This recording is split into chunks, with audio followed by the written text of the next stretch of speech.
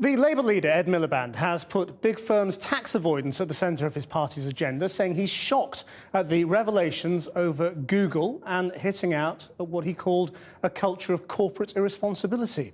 Mr Miliband's comments came after a bruising session in front of the Commons Public Accounts Committee for Google's Vice President for North Europe, Matt Brittin.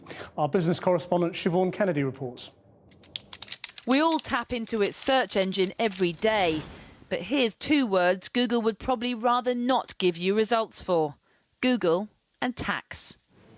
Today, the company's boss in Europe was hauled before MPs for the second time in 6 months to explain why the internet giant paid so little tax here. The committee's chair making clear how she viewed Google's approach.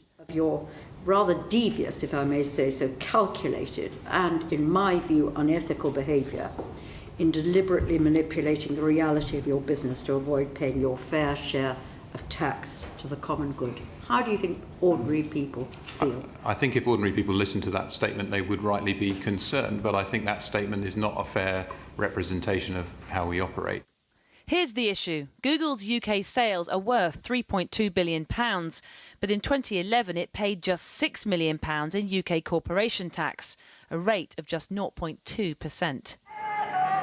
There were protests outside Google today about the rights of workers building their new headquarters, but it was questions about the workers inside that dogged MPs. The crux of the issue is this: are the 300-odd Google staff working in this building behind me actually making sales which could be subject to income tax under UK law? Now, previously, the company's boss here said they were only promoting Google and its services to UK customers. But today, at one point, he did say selling was taking place, but he stressed those deals were being closed in Dublin. I have sales in my title and other people have sales in their title, and people are performing functions of sales in the UK. That's correct, and I said that last time. What people are not doing, so any customer that spends with us, they have to buy from Ireland because that's where the intellectual property sits, and the Google people don't have the right to sell. You can't sell. We understand what that. you don't the billing own. is in Ireland. Yes. But there's a difference about the billing being in Ireland and where the whole of the sales process takes place. The grilling continued for more than 2 hours, with Mr Brittin painstakingly sticking to his script as MPs got visibly more frustrated. The customers feel they're being sold to. Yes. Did you say that? Yes. Right. Well, why would they feel they're being sold to? Because I think they are being sold to. That's why.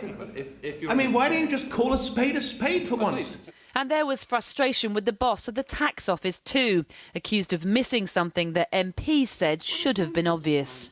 Why is it that a few journalists, really, with a bit of common sense, a few principled whistleblowers, can uncover, in my view, a reality of a company's business in the UK, and you can't? I just don't get it. We are there to collect the tax that is due under the law.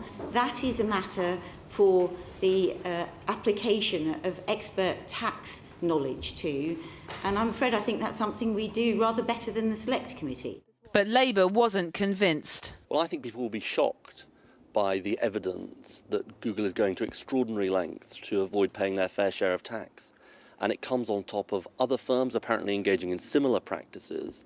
I think it is evidence of a culture of corporate irresponsibility among certain firms, which is totally unacceptable. David Cameron has made a shake-up of international tax rules his top priority for the upcoming G8 meeting. But will evidence today from Google persuade him he needs to sort out the problems closer to home first?